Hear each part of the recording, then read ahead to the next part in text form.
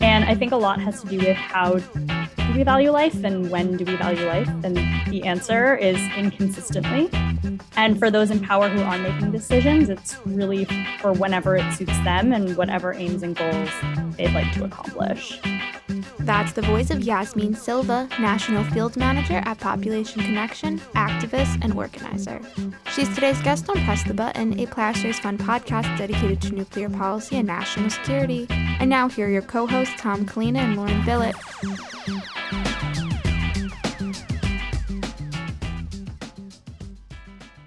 Thanks, Angela, and welcome back to Press the Button. So, Lauren, great to see you. How was your weekend?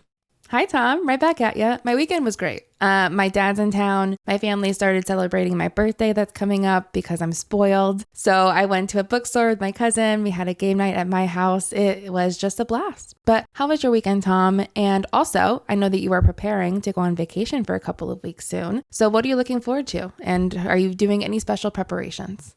I had a great weekend, and happy birthday to you whenever it happens. Yeah, I'm looking forward to some time off in August, some lazy days on the pond, and not thinking about nuclear war. It's going to be great. I'm sure. I mean, I'm jealous of you. But I know that secretly you will miss these discussions while you're gone. So to hold you over until you're back, what's the latest in nuclear news this week? I will miss these conversations, but the good news is that there's more in my future, so, I won't miss them too much. On nuclear news, Politico reported last week that a group of 24 prominent scientists have urged President Biden to immediately get back into the Iran nuclear deal. They write that the best way to address the dangerous situation is quick return to the JCPOA, which is the initials for the Iran nuclear deal. And they write that we strongly support diplomatic efforts to achieve this end. Among the signers are Richard Garwin, who won the Presidential Medal of Freedom in 2016, MIT's Elizabeth Gronlund, and Scott Kemp. Kemp advised the State Department on Iranian nuclear talks in 2010, and Alison McFarland, who was on the U.S. Nuclear Regulatory Commission from 2012 to 2014. Meanwhile, the UN nuclear watchdog chief Rafael Grossi said last week that the Iran nuclear program is, quote, galloping ahead, and his agency has limited visibility into what is happening. And unfortunately, this situation does not appear to be changing anytime soon, since Iran is saying it will keep the UN cameras off at its nuclear facilities as long as the United States does not re-enter the Iran nuclear deal. Switching to China, according to a CNN report, FBI investigators have found that Huawei equipment made by China and installed on cell towers in the U.S. Midwest could disrupt Department of Defense communications, including those from the U.S. nuclear force. This is quite concerning. If China could disrupt U.S. nuclear command and control communications, this would be a very big deal, and we will keep track of this story. Finally, next week will mark the 5th review conference of the parties to the Nuclear Non-Proliferation Treaty. This conference is also known as the NPT RevCon, and it begins at the UN in New York City. No doubt the conference will cover a host of nuclear issues, including Russia's war in Ukraine and its threat to use nuclear weapons, the Iran nuclear deal, China's nuclear development, and the Treaty on the Prohibition of Nuclear Weapons. So please stay tuned in the coming weeks as we give you updates on the conference. So much happening, as always. Tom, thank you for that quick wrap up. What about early warning? What do you have for us this week? So this week I sit down with Alex Wellerstein at the Stevens Institute of Technology. We discuss, and you may have seen this, dear listener, New York City's new public service announcement about what to do in the event of a nuclear attack on the city. If you watch it, you'll see that the PSA makes it seem all so simple about what to do in the event of a nuclear attack. But unfortunately, as we learned from Alex, the reality is much more complicated. So it's a great conversation. Please stay tuned. And then I spoke with Yasmeen Silvia, an organizer, activist, and the National Field Manager at Population Connection. We discussed the intersection between nuclear policy and reproductive rights. It was an important and very moving conversation that I'm so grateful to have had with Yasmeen. She was fantastic. So please give it a listen. And if you like what you hear, remember to hit subscribe and leave us a rating. Your feedback, as always, helps improve the show. And with that, let's get into today's episode. The clock is ticking. And now, Early warning, early warning, early warning, early warning. A 7-minute synopsis of this week's nuclear news.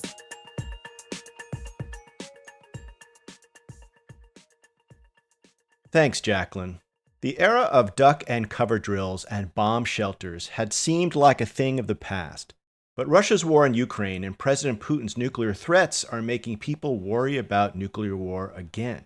Recently, New York City's Emergency Management Department released a public service announcement that gives New Yorkers advice about what to do in the event of a nuclear attack.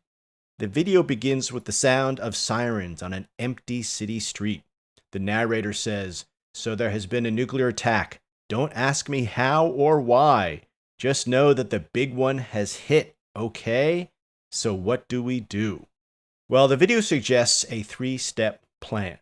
Get inside, stay inside, and stay tuned. And it ends by saying, "You've got this." Simple, right? But have we really got this? Is this good advice? Is this sufficient?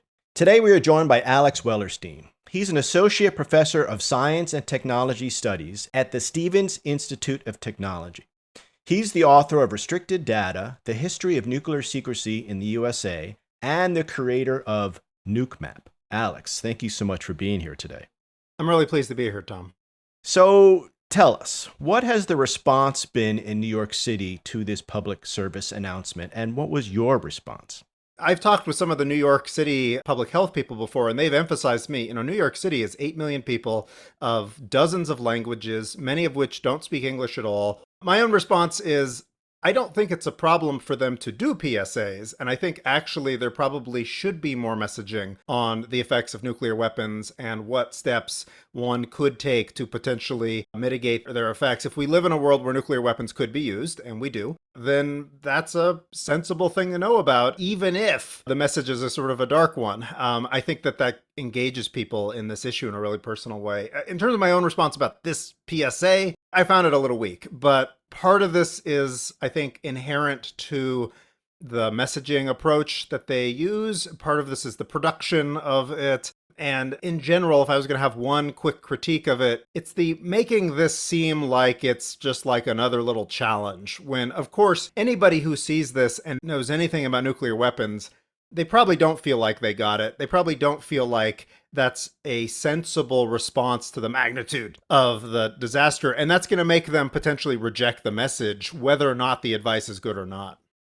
Well, and that gets to this question of, what type of scenario is this response designed for, right? Because anyone who's gone to your website and the NukeMap simulations knows that some kinds of attacks, there really is no response. So in this case, clearly New York City is going after a low yield attack, a limited attack, something like that. And would you agree with that? And then the question is that a likely scenario, or is that just the scenario they could deal with? So that's why they chose that one. So this guidance that they're using, this messaging approach, this get inside, stay tuned, this was developed maybe 10-ish years ago by a number of scientists and communicators at the EPA and FEMA. And it was developed initially as a way of talking to people about nuclear terrorist attacks. A nuclear terrorist attack is going to be a ground burst, low yield fission weapon. And so you're going to have this area that's immediately affected by the bomb and need first responders and things like that. But you're also going to have this significant radiological threat downwind. And if it's in a dense area like the DC metro area or the New York City metro area, you're going to have potentially hundreds of thousands of people who are going to be in the path of this plume. And what it's designed to do is give people the bare minimum sort of guidance for the sort of basic stay off the streets, don't go outside, don't try to leave. This is sort of the intention of this guidance, because what they're afraid of is in that situation that everybody's going to get in their car and they're going to try to leave. And I don't know if you've tried to leave Washington, D.C. or San Francisco or New York City anytime on a beautiful Friday afternoon, but it's impossible. It's going to take you hours. Now imagine that after this kind of event, it's going to be all locked down and terrible. Your car is not adequate protection from fallout. And so what they'd really like you to do is keep the roads clean. Your house is better than nothing. And then the stay tuned part is they'd like to be able to communicate with people so they can tell people, oh, if you're over here, you probably do want to leave, or you want to go into a basement and not just be on the first floor, or you're fine, but don't block the roads. So that's the sort of idea behind this. And for that kind of scenario, it's not bad. They've told me, the people who have put this together, that they think it's still pretty good advice, even for something like a North Korean nuclear strike, which would be a higher yield potentially, maybe an airburst. But that's still sort of good basic response information. Would it be adequate for something like 3 Russian ICBMs on New York? I mean, maybe for the people who are not in the metro area, right? People who are a little bit out, maybe people like me in Jersey City. But I think one of the flaws that all of this messaging has, and it's also one of the critiques I have of sort of historical civil defense messaging, is it's sort of posed like everybody could survive this. The people who develop this know that isn't true. If you read the sort of detailed documents, there's sort of an area that I call the hopeless zone, where it doesn't really matter what you do, you're going to be dead. Sorry, the effects are too intense. And then there's an area that may be far, far away, where it doesn't matter what you do, you're going to be fine, because you're in Maine or you're in Ohio and the attack was in New York, right? And then depending on the weapon, there's going to be some zone in between where you're likely to be a survivor. But to stay a survivor, you might have to make some choices because you have some impact on that. And that's how I prefer to explain it, because if you tell people, here's how you survive a nuclear weapon, they're going to assume you're talking about the hopeless zone. And they're going to say, I'm sorry, but my desk is not going to save me from that. My basement's not going to save me from that. And they're right. And the difficulty here is people know one thing about nuclear weapons and they're being told another thing, which the other thing isn't like wrong. It's just not referring to the thing that people are thinking about. What I really wish some of this messaging could do is essentially say, look, there's a good chance you just might be dead, but there's also going to be probably an equal or greater number of people in this area where their choices matter, and we care about them. So this is a message for survivors to keep them surviving, not a message how to survive if you're in an area where there's no chance of survival. And that's the kind of thing that none of this messaging, it's the kind of nuance that it doesn't have, because I think the federal government and the state governments, the US governments, they don't like to tell people that there would be a lot of deaths. Part of the guidance is like, don't focus on the horror aspect of it. But I feel like that's actually kind of self-defeating, because everybody knows that's going to be there. And the immediate response is, well, this can't possibly be right if they're not acknowledging that. Last question, because we got to go. But if you were the mayor of New York City, right, and you were faced with the task of coming up with a public service announcement about nuclear war, given all of the complications you just ran through about how this is essentially an impossible job, how would you do it? I have 2 thoughts on this. One is I would make sure to try a lot of different messages before I put them out there, test them on lots of people who are my target demographic, and see what the responses are well before we make the video and put it out. Because I feel like I don't know if they did that in this case, they may have, but in the history of these kind of messaging, there's a lot of, if you test how it worked, you do it after the fact. You don't do it before. And that, it's a bad strategy for this kind of messaging, right? Because this is a very difficult topic. This is a much more difficult topic than a lot of other public health or emergency issues, because it's got a lot more cultural resonances. It's also about, a man-made disaster and not a natural disaster. And it's also got a sort of historical baggage to it. So you got to respect that and really consider that you can go off the mark here. The other thing is that my general approach, and I think the experience we've had for the last few years of COVID communications really emphasizes this. A lot of the nuclear messaging is in the vein of, we are going to tell you what to do. And that's sort of, there's a long history of that sort of paternalistic approach from the experts to you, the low person who doesn't know anything. And I don't think that works very well. What I would do is more an approach, which is, we are going to convince you what to do. We're going to tell you why you should do this, why it's in your interest not to get in your car and leave, even though it seems like that should be what you do, or get in your car and go pick up your kids at school or something like this, that this is actually going to expose you and them to a lot more danger. And that would require explaining a little bit more about what is different about a nuclear disaster, what is different about fallout, why waiting, say, 48 hours would make a huge difference in the amount of radiation people would uptake. And I'm not claiming I know exactly how to phrase that message. Again, this is the kind of thing you'd really want to test, because a lot of people don't know the word fallout. A lot of people don't know what radiation is, right? There's a lot of esoteric stuff here that if you get it wrong, you're just going to confuse people. But I would focus really on how do I convince people that what I want them to do is actually the right thing to do, and then hope they'll do it, because I cannot just tell them to do it. We know that that isn't how it works. That isn't how, if it ever worked that way, it definitely doesn't work that way now. Alex, thanks so much. Here's hoping we never actually have to follow any of this advice. Really good to talk with you, Tom. Hi, I'm Jacqueline Shing, the Communications and Marketing Specialist at Plowshares Fund. Russia's invasion of Ukraine has exposed just how close nuclear escalation and nuclear war can be. To meet the urgency of this moment, Plowshares Fund has launched a donation match challenge to make the largest grants possible to those who are working every day to reduce and eliminate nuclear weapons.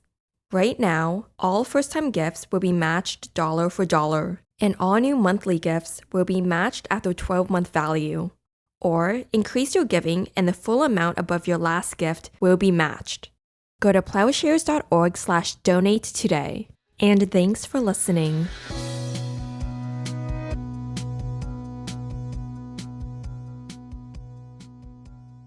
Last month, the Supreme Court of the United States overturned Roe v. Wade, the 1973 landmark case defending the right to abortion in the U.S., reversing nearly 50 years of precedent in the U.S., diminishing human rights, threatening access to reproductive care, and removing bodily autonomy from anyone with a uterus. People seeking reproductive health care in the U.S. already face substantial hurdles, so this decision will not only exponentially increase the number of people affected, but will harm communities systemically neglected by healthcare systems. We at Plowshares Fund recognize the intersections that exist between nuclear policy, national security, and a variety of other issues, reproductive rights included, which is why it is so important for us to acknowledge the harm that this decision will have and to devote time to examining the intersections that exist. Today, we are joined by Yasmeen Silvia, an organizer, activist, and the national field manager at Population Connection, which is a nonprofit organization in the U.S. that raises awareness of population challenges and advocates for improved global access to family planning and reproductive health care. Yasmeen, I have been looking forward to this conversation for weeks, so thank you for being here today. Thank you so much for having me. So let's get started by looking at the big picture with a big question. How are reproductive rights and nuclear weapons connected? So I'd like to take a step back because that is a really huge question. And I'd like to talk about power when answering this question. I think reproductive rights and nuclear weapons, who's making decisions about both of these things, a lot has to do with power. And I think a lot has to do with how do we value life and when do we value life? And the answer is inconsistently. And for those in power who are making decisions, it's really for whenever it suits them and whatever aims and goals they'd like to accomplish. For example, with nuclear weapons, if the US feels threatened by other countries and it might be rivaled, they use nuclear weapons as a crutch. They can closer to them. They determine who can and can't have the tech instead of working towards obsolescence. So we're saying we are defending lives by threatening lives, basically. And on the same token, with reproductive rights, we're deploying that power, and politicians, many in power, might probably a myriad of reasons why they're rolling back reproductive rights in the United States, but perhaps it's afraid that women are becoming equal members of society, and they refuse or remove rights that they see as a threat. So, right, it's all coming down to when people in power are threatened, how are they reacting? And in both of these cases, lives are the excuse, but the lives are also cost in greater numbers because of the policies as they exist. We know that currently the impacts of the nuclear system are harming and killing people, not even to mention what would happen if a nuclear bomb were to be used. And people say that banning abortion protects life, but we also know that limiting access to reproductive health care means more pregnant people will die from complications and lack of care, or because they're forced to seek that care unsafely. And both of these cases, we risk more lives with the status quo that those in power impose. Beyond this, nuclear weapons, in my opinion, impact people's decisions whether or not to have children. If you're living in a nuclear impacted community, there may be health complications. And many of these states now, there are also abortion bans in effect, or they're on the cusp of banning abortion, which means that these things are intimately connected. If you're having complications because you live near a nuclear facility and you then can't access either abortion care or health care from a miscarriage or something else, your life is more at risk than it was before because of these compounding intersections. More close example, I would say, around kind of the intersection between reproductive rights and nuclear weapons. Many people around me are starting to consider whether or not to have kids. And I mean, a comment that's leaving a lot of people's lips are, with climate change, with the ongoing wars, with Russia and Ukraine, nuclear weapons, how can I make this decision? Like, what is the right decision for me, for my life, for my family, for a child if I want one? And so in this way, living with these weapons creates an existential environment that leaves people wondering if it's right to raise a family in these conditions. And to me, people should be free to make these decisions without having to take these externalities into account. It really, in that way, limits reproductive freedom if somebody wants to have a child. And yet, with these existential crises, nuclear weapons being foremost among them, that's limiting a choice for me, and that shouldn't be. I could not have said that any better, Yasmeen. It's like you're reading my own mind as well, because I'm having those conversations with friends too. And it's really disappointing and really aggravating to have that power imbalance with your own body and your own life. But looking at the movement for reproductive rights and the movement for decreased nuclearization, what similarities do you see across these two efforts? And do you see any other movements that share these similarities? For sure. I mean, to start, both are working to shift or reimagine power in the status quo. And in that way, I think that links beyond just these two movements that we're talking about to basically all movements that are fighting for positive social change. I think the other thing is, I think the players, at least legislatively, tend to be pretty similar in both cases. So as you mentioned, I'm a grassroots organizer and activist. And so I used to work in the nuclear field. And so a lot of these same legislative folks or people blocking votes or voting ways we don't like are the same names that happen to be popping up now that I am working on reproductive rights. And unfortunately, that comes as no surprise. But in that way, I think it means that the power we're building and the grassroots pressure and the civic pressure we're building, whether that's on denuclearization or that's on abortion rights and other reproductive rights, means that it is targeted in the same way. And I think that that's how these are connected. It's part of a broader movement in order to, and now we're talking with the midterms coming up, right? Elect people who actually will carry out the will of the people, because perhaps I'm misremembering or a little outdated on my stats, but I believe the majority of the US wants us to have, for example, a no first use policy, which is just one common sense step that we could take in the direction of denuclearization. Similarly, the majority of Americans believe a person has a right to choose what to do with their body when it comes to their reproductive choices. And so both movements are really working to see the will of the people done. And I think in those ways, we really are harnessing and unleashing the same power for positive change. And they both really show the power of the people and the fear of the people to actually work collectively like you're working to do. Such important work that you're doing. So looking at the recent decision to overturn Roe v. Wade, obviously that ruling is an attack on the reproductive rights of anyone with a uterus in this country. It's an outrageous exercise of power by the US government and has made this an even scarier time for many, on top of the fraught environment that we're already in, which is something that you mentioned earlier. So how do you see this decision under the lens of gender and power, and do you see such dynamics manifesting with nuclear policy? I do see that. In so many ways, it's even hard to condense and wrap your head around, I think. And I think part of the reason it's so hard to at least wrap my head around is, in my circles, I don't encounter this kind of thinking on a very regular basis. And I'm very lucky to say that I am surrounded by people who and have had an upbringing that I have not been exposed to this. But obviously, that doesn't stop people in power from exerting this. I guess it's so easy to talk about how gendered this decision is on the overturning of Roe, because I think historically, and especially for those who are proponents of overturning Roe, there is a gender binary for them.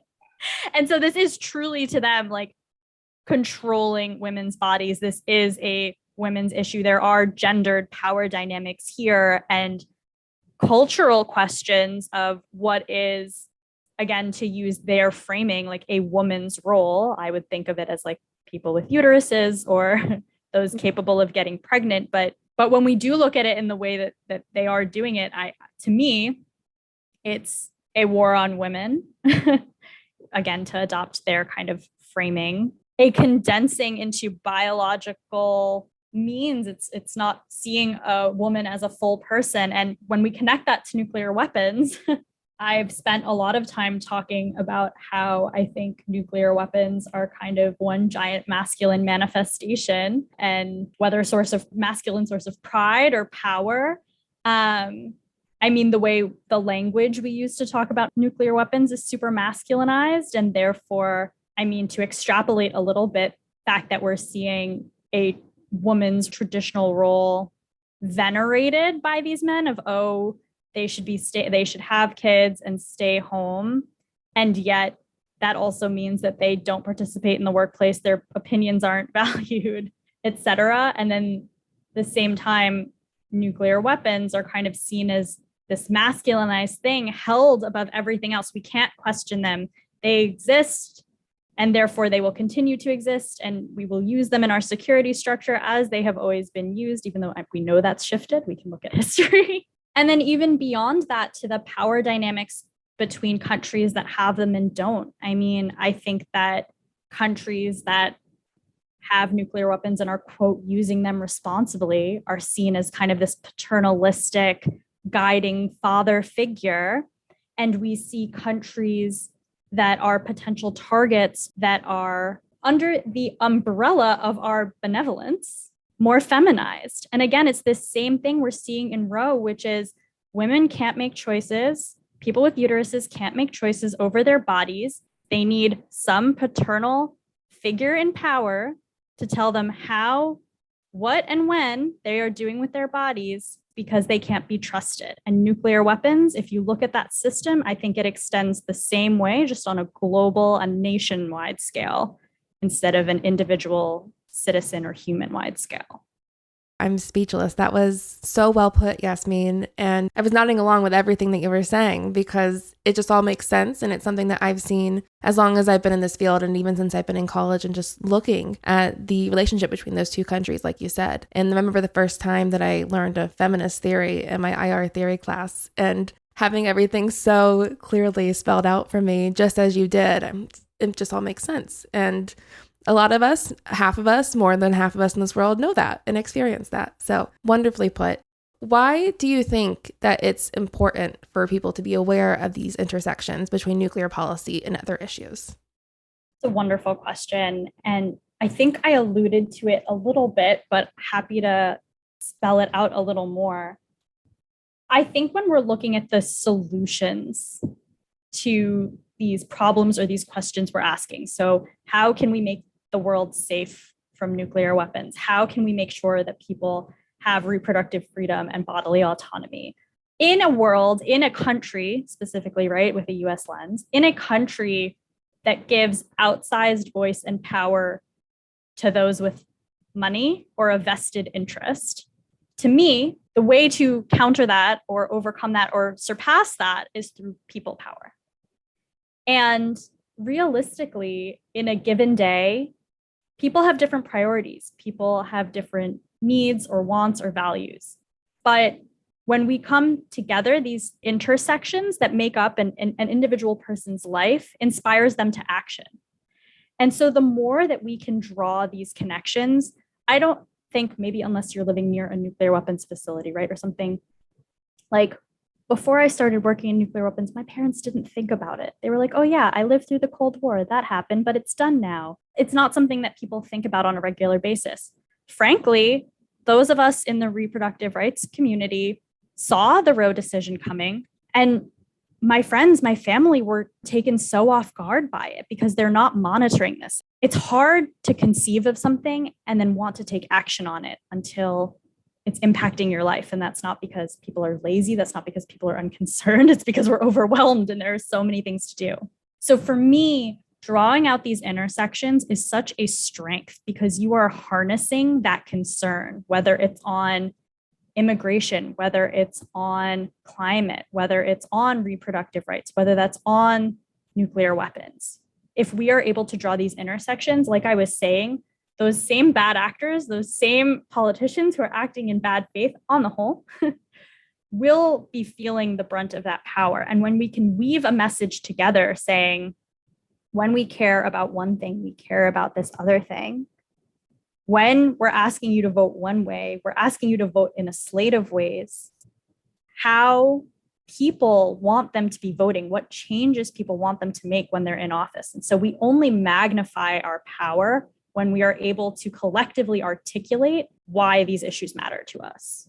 So for our listeners who are feeling inspired, as I am, by this conversation and want to learn more or do more, where can they go and what can they do?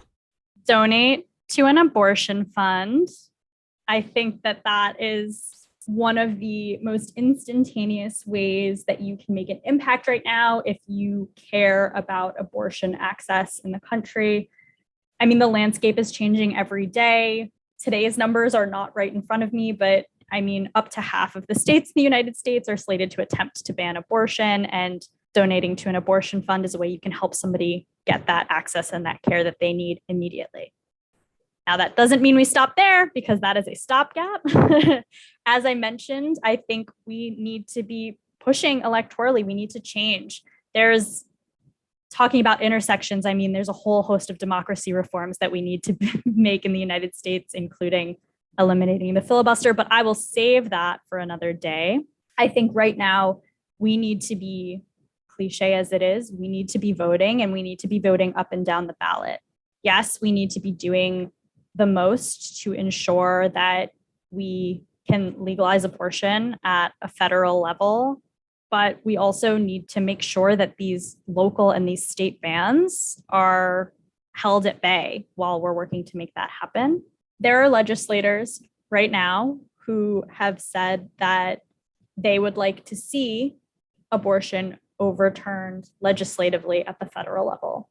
So we not only need to be defensive against that, but by voting in the midterm election this November, we need to be offensive about making sure that folks who care about reproductive rights and freedom, folks who care about national security and nuclear impacted communities, folks who care about people are elected. Yes, and again, midterms are coming up this November, so get informed and go out and vote and do what you can in the meantime. But Yasmeen, unfortunately, we are out of time. This has been such a pleasure. I can't even tell you. So thank you for joining me, and thank you for all the work that you do. Thank you.